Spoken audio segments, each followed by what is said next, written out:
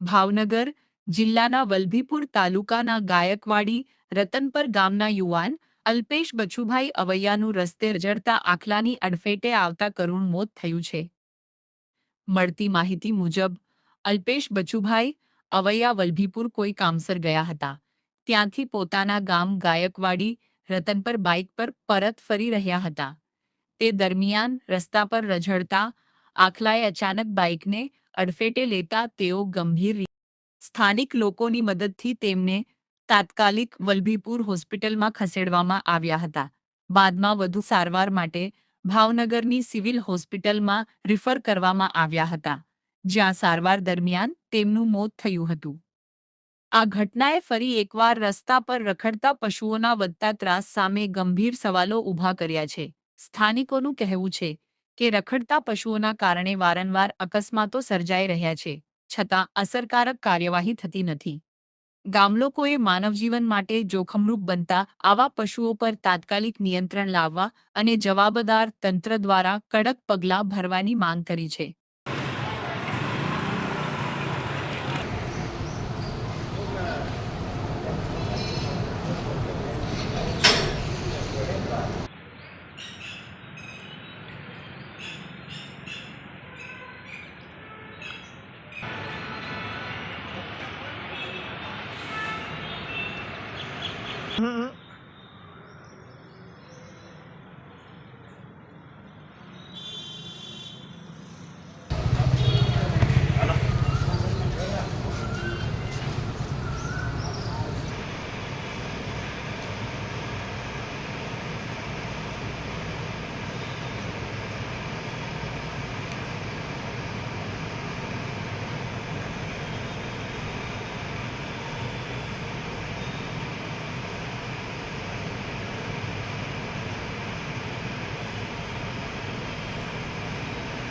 મારું નામ ગોહિલ મેહુલ કુમાર અજીતસિંહ ગોહિલ, રતનપુર ગાયકવાડી।